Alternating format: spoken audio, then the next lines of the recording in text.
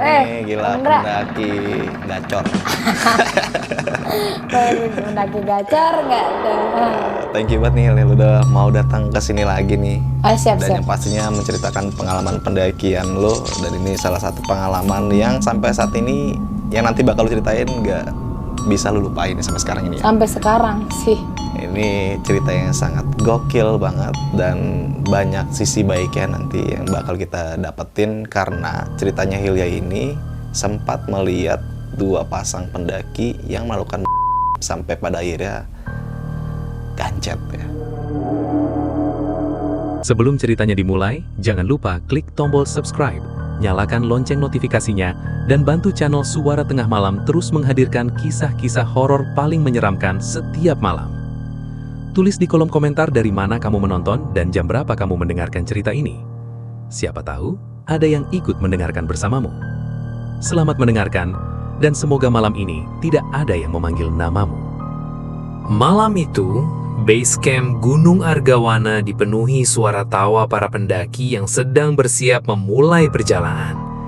Udara dingin menusuk kulit, sementara kabut perlahan turun menutupi pepohonan pinus di sekitar pos pendakian. Di antara belasan pendaki yang berkumpul, ada 4 sahabat yang sudah merencanakan pendakian ini sejak 3 bulan sebelumnya. Arga, Bima, Roni, dan Denny. Mereka sudah lama ingin menaklukkan puncak Argawana, gunung yang terkenal indah sekaligus menyimpan banyak cerita misterius.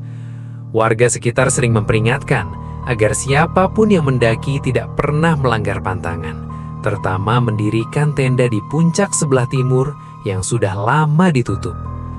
Namun, seperti kebanyakan anak muda, mereka menganggap semua cerita itu hanyalah mitos. Sekitar pukul 9 malam, mereka mulai berjalan melewati gerbang pendakian. Lampu senter menyinari jalan setapak yang licin setelah hujan sore tadi. Di kanan kiri hanya ada pohon-pohon tinggi yang bergoyang diterpa angin. Perjalanan awal terasa menyenangkan. Mereka bercanda, saling mengejek, dan sesekali berhenti untuk mengambil foto. Namun suasana mulai berubah ketika mereka tiba di pos 2 menjelang tengah malam. Pos itu kosong. Biasanya ada warung kecil yang buka sepanjang malam, tetapi malam itu semuanya gelap. Hanya ada suara jangkrik dan angin yang berhembus pelan. Aneh, biasanya ramai, kata Roni sambil melihat sekeliling. Sudahlah, lanjut saja, jawab Arga. Mereka melanjutkan perjalanan melewati hutan yang semakin rapat. Kabut mulai turun semakin tebal hingga jarak pandang hanya beberapa meter. Tiba-tiba, Denny berhenti. Kalian dengar suara itu? Mereka semua diam.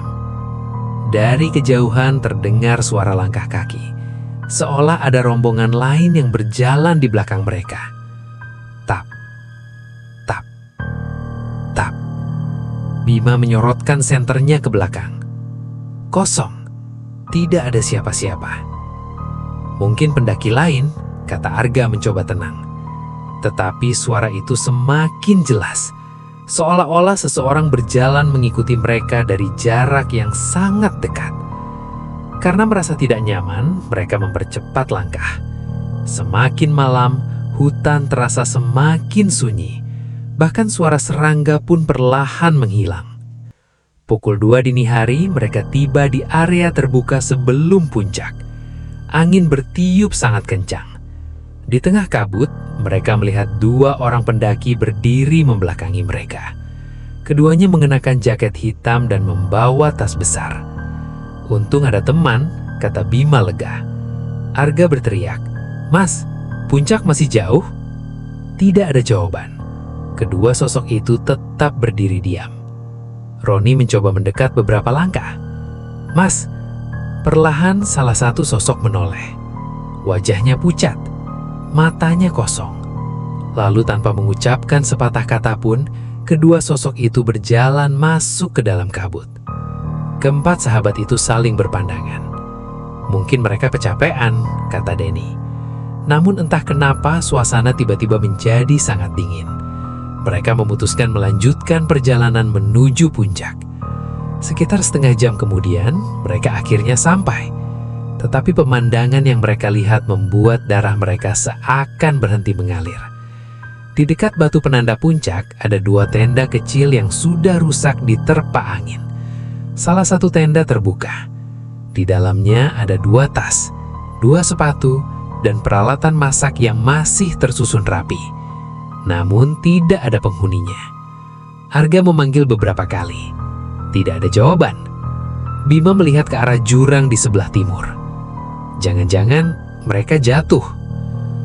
Tiba-tiba dari arah belakang terdengar suara tawa pelan. Mereka semua langsung membalik badan. Tidak ada siapa-siapa. Angin semakin kencang, kabut semakin tebal.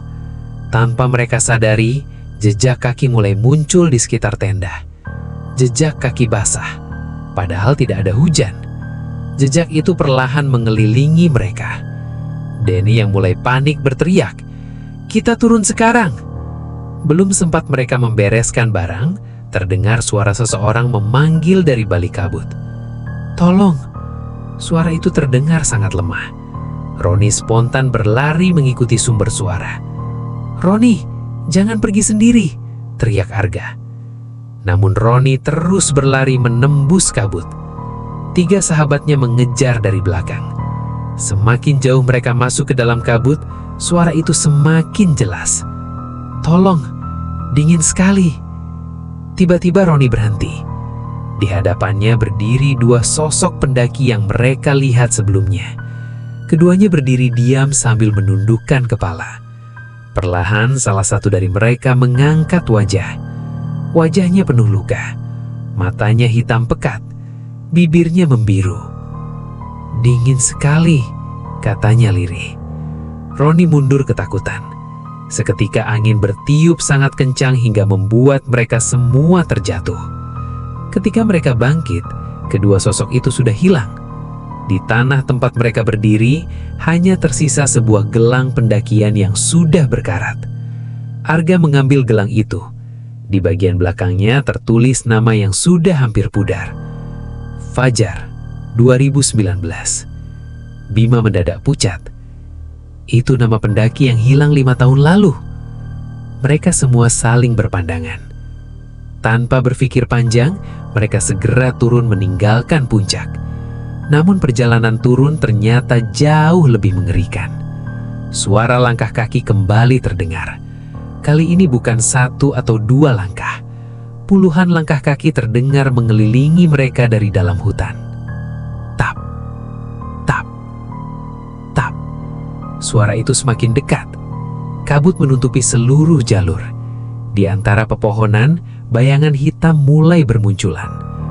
Ada yang berdiri diam, ada yang berjalan perlahan, ada pula yang hanya memperhatikan dari kejauhan.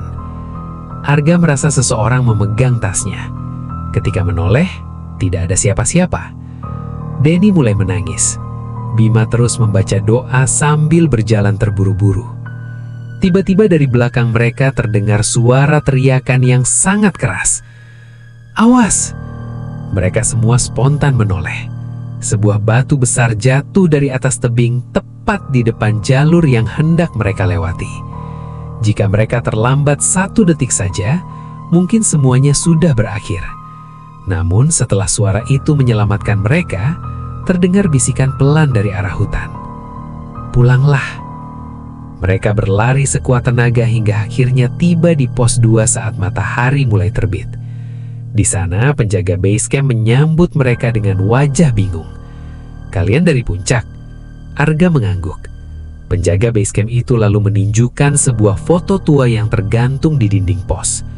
Darah mereka seketika membeku. Di dalam foto itu ada 2 pendaki berjaket hitam yang semalam mereka temui di puncak. "Siapa mereka?" tanya Bima dengan suara gemetar. Penjaga base camp itu menarik nafas panjang. Itu adalah Fajar dan Bagas. 5 tahun lalu mereka hilang di puncak timur. Sampai saat ini jasadnya belum pernah ditemukan. Keempat sahabat itu saling berpandangan tanpa berpikir panjang. Arga perlahan mengeluarkan gelang yang ditemukan di puncak. Wajah penjaga itu langsung pucat. "Itu milik Fajar." Tidak ada seorang pun yang berani berbicara lagi. Sejak hari itu, mereka bersumpah tidak akan pernah mendaki Gunung Argawana lagi. Namun beberapa bulan kemudian, sebuah kabar mengejutkan muncul. Tim pencari menemukan 2 kerangka manusia di dekat puncak timur. Di samping kerangka itu, terdapat sebuah buku catatan yang halaman terakhirnya hanya berisi 1 kalimat. Kami tidak sendirian di puncak malam itu.